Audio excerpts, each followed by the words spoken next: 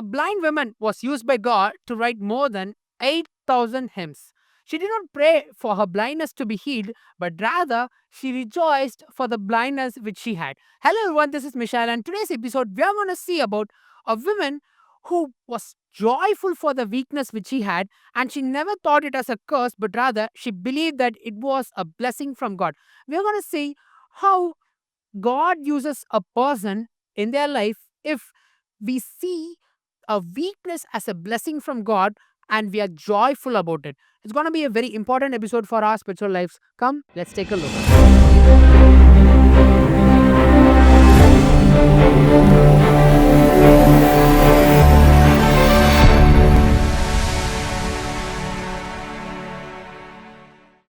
Frances Jane Crosby, she's also called as Fanny Crosby, was born at New York in the year 1820. When she was 6 weeks old, Fanny got a small inflammation in her eye, and one unqualified doctor, he tried to cure it by doing something which he did not know. What happened was it was a tragic event. She ended up losing her eyesight for the rest of her life. And by the age of 1, Fanny's father passes away, which forces her mother to go for work, which leaves Fanny to be grown under the supervision of her grandmother Eunice. Now, Eunice was a spiritual woman and she always ensured that Fanny should not even have a kind of inferior feel that she's blind and she's not able to do anything. So, what she was always teaching that you might not have a vision, but God has a vision in your heart, and you need to see that particular vision alone. And this is how she kept on encouraging Fanny. She also would read the Bible aloud every day to Fanny, and amazingly, by the age of 10, Fanny almost memorized the book of Genesis, Exodus, Leviticus, Numbers, Deuteronomy, Psalms, Proverbs, Song of Solomon, and the Gospels of Mark, Matthew, Luke, and John.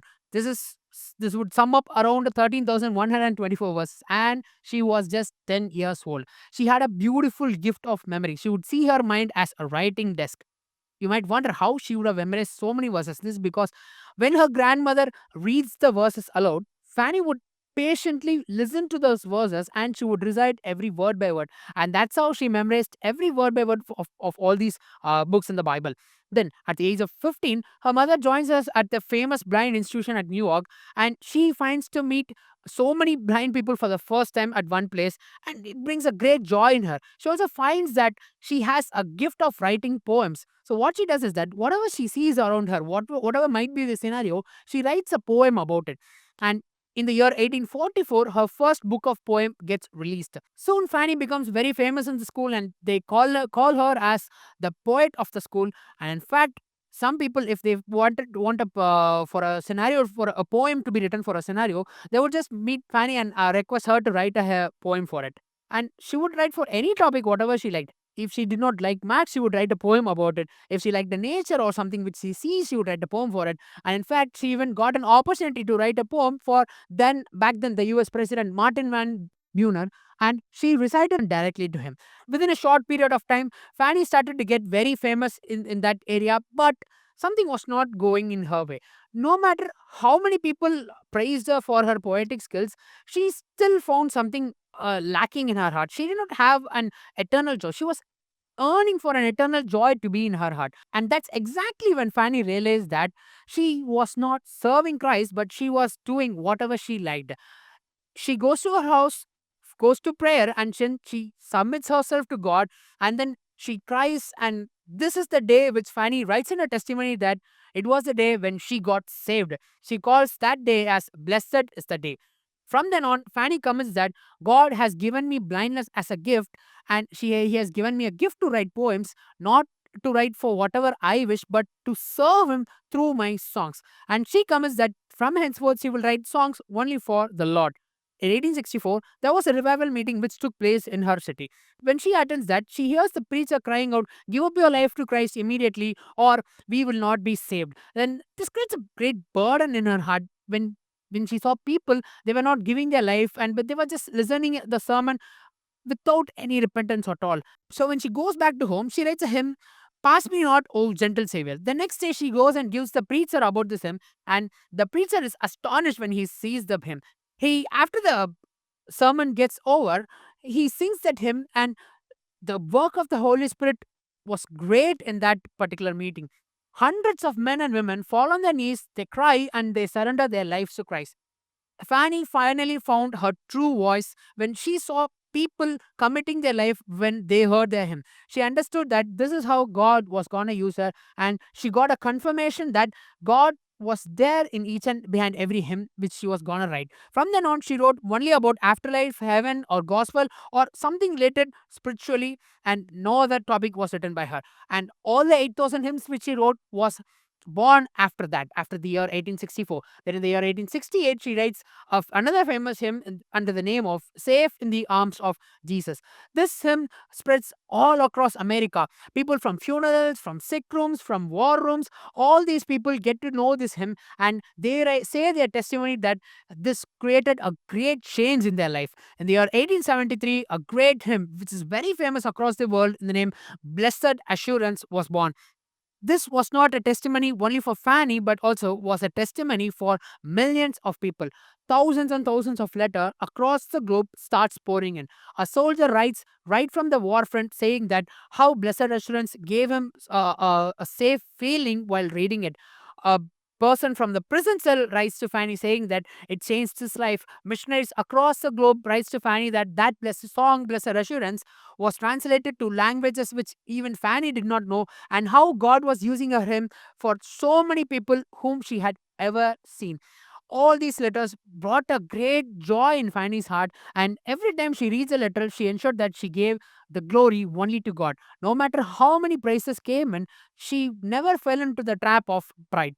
She lived a very humble life, and in fact, till the by the end of her age, she never ever experienced a luxury life for her. She was always humble and believed that her eternal rewards were waiting in heaven for her. So she did not worry about the rewards which she had deserved to get in this earth.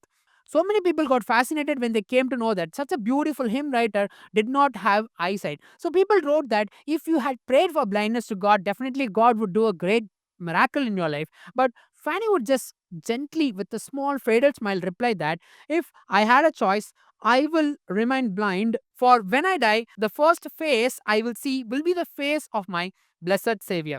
How amazing this is, right? The entire desire of Fanny, all her thoughts was to see the face of the Savior, and nothing else was her desire. And she was very joyful to do it. In another testimony in her book, she writes that Fanny always desired to be born blind because it was after 6 weeks only she lost her eyesight. But she desired to be born blind because right from creation, the only thing her eyes would have ever seen was the face of her Savior. That was a deep desire of Annie. In 1915, just as she desired, she went to home to be with the Lord forever and ever. And in her tombstone, there's a beautiful verse written from the book of Mark. She did what she could. This is actually quoted from Mark chapter 14, verse number 8, where at Bethany, Mary comes and anoints Jesus' head with a very costly oil of spikenard. Now, the people around her actually would criticize Mary, saying that if you had sold this and if you had for the money, you could have helped the poor people around you. But Jesus says in verse number 8, as she has done what she could. Today, will God look at us and say, we have done what we could have done for him? This is a question which we all need to keep in our mind. Are we doing whatever we can do for God? Fanny Crosby was very successful in her life because she never saw her blindness as a curse, but rather she saw it as a blessing from God. And in fact, she even writes that if she was not blind and she had eyesight, she might have not been able to write thousands of hymns because the worldly sights, the things which she see in the world, would have been a distraction for her rather than an opportunity for her to glorify God. So what she did was she gladly rejoiced in the weakness which she had rather than murmuring for the things which we did not have. This is what Apostle Paul writes in the book of Second Corinthians. 2 Corinthians chapter 12, verse number 8, we can see that Paul is praying for a thorn to be removed from his flesh. In verse number 8, he says, concerning this thing, I pleaded with the Lord 3 times that it might depart from me. And then in verse number 9, God replies, saying, and he said to me, my grace is sufficient for you, for my strength is made perfect in weakness. Therefore, most gladly, now this is the word very important, most gladly I will rather boast in my infirmities that the power of Christ may rest upon me. So today, would we be glad about our weakness which is there in our life rather than seeing it as a weakness or a curse, or rather than asking God, if this thing would have been much better, I would have been able to serve you in a better way. We must always be glad for the things which God has permitted in our life, and He is more glorified when we are more satisfied in Him.